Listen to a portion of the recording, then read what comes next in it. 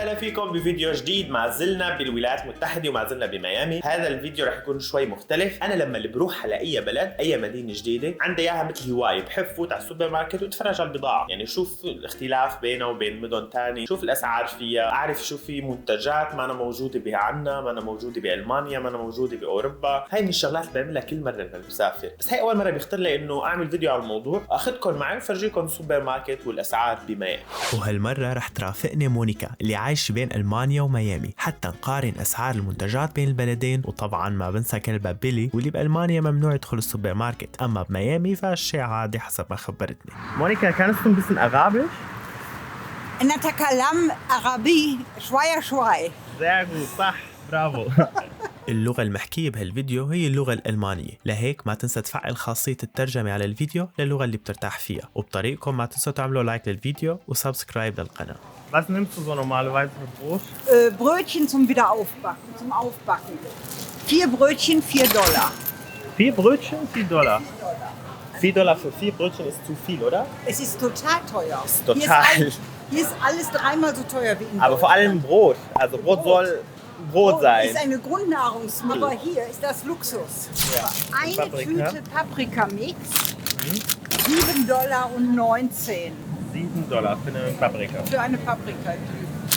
Hier kann man Avocados kaufen, weil Florida hat genug Wasser.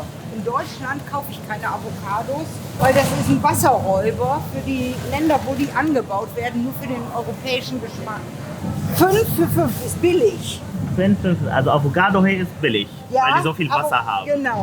$7,19. Das ist auch so eine Grundnahrung. بألمانيا مصيبة إذا بتغلوا لهم البطاطا يعني بيخربوا الدنيا، لأنه الألمان كتير بيحبوا ياكلوا بطاطا، وإذا بتقول لهم إنه كيس البطاطا اللي كم كيلو، das ist wie viel Kilo? 2 كيلو بطاطا ب $7، يعني إذا بتعمل هذا الشيء بألمانيا بيسقطوا الحكومة بيومين. Eine Tüte mit 1,36 Kilo rote Kartoffeln, $6,15.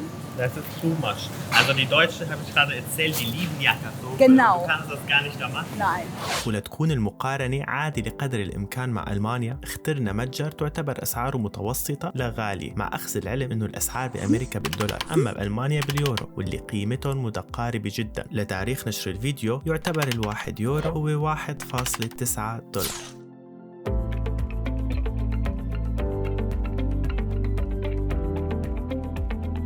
الشغلات الأساسية بالأكل طبعاً لحم البقر 1.6 باوند، يعني تقريباً 700 جرام ب $10. صدر الفروج مثلاً هاي بالباوندز مكتوبة، يعني تقريباً هذا 1.5 كيلو ب $12.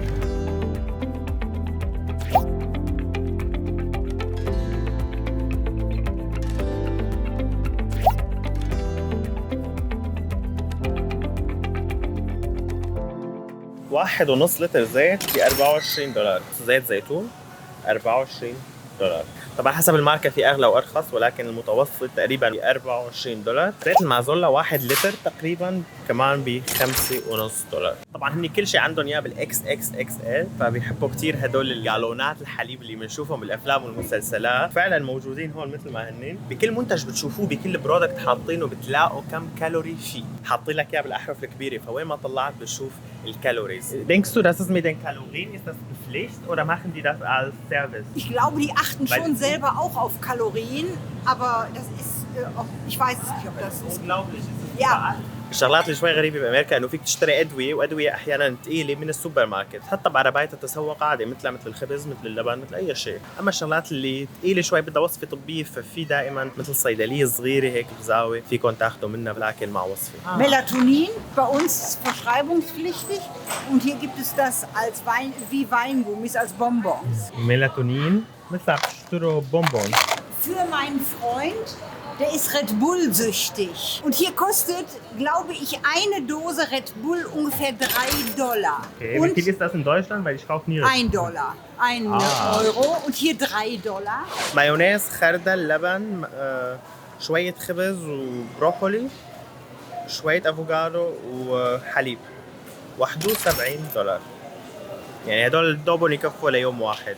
ولناخد فكرة أوسع عن المعيشة بفلوريدا حبينا نسأل أحد المواطنين واللي دخله يعتبر متوسط. My name is Michael. I am currently a part-time massage therapist. During the COVID, my massage business kind of went to pieces. So I decided to change careers, and I'm now in school pursuing a degree in social work. Recently, Miami has really been growing over the last several years, and especially from 2020 to now. The growth has been tremendous. There's a lot of people moving down here from New York and over from LA and other parts west. Part of that has to do with the income taxes being lower here. So a lot of what we're getting is a lot of wealthy people that are moving. And they are wanting to live in luxury high-rises and live the sexy lifestyle. And unfortunately, that is causing the prices to go up and up and up. And now it's one of the most expensive cities in the country to live in. Right now, we have a minimum wage law in Miami or in Florida that is gradually raising the minimum wage up to $15 an hour, but over time. So right now, the minimum is $12 an hour. That's up from $8 an hour a few years back.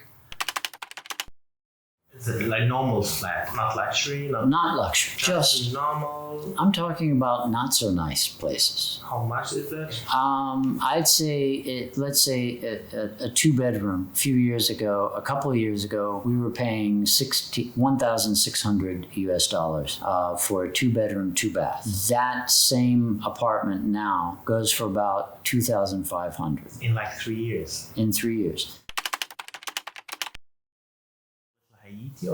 I don't know where you can get a reasonable rent anymore. It used to be in Broward, which basically drive time is maybe an hour in rush hour traffic. If you're taking the bus, which many working class people have to do, you're talking about 2 hours and very unreliable. The buses do not run on time here at all. And we don't have a train system here. Like I said, it used to be they'd live way up north or they'd live way out west.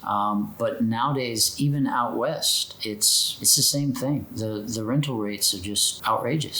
بالملخص إذا حبينا نحسب بشكل تقريبي تكلفة المعيشة بميامي لحدا بياخد الحد الأدنى للأجور مثل عامل السوبر ماركت أو موظف في مكان للبيع بياخد 12 يورو بالساعة وبيشتغل 40 ساعة بالأسبوع، يعني ممكن يلحق $2000 بالشهر بدون ضرائب، مع أجار اللي على الأقل بيكلف $2000 والأكل اللي بيكلف $1000، بيطلع بآخر الشهر ناقص $1000، وهي بدون حساب الملابس، فواتير الموبايل، الاشتراكات الشهرية اللي ممكن يحتاجها. وهالشي بيخلي المعيشة شبه مستحيلة لحدا عايش لوحده وبياخد الحد الأدنى للأجور. طبعا الحسابات تقريبية وغير دقيقة، وبالنهاية نترك الحكم لإلكم.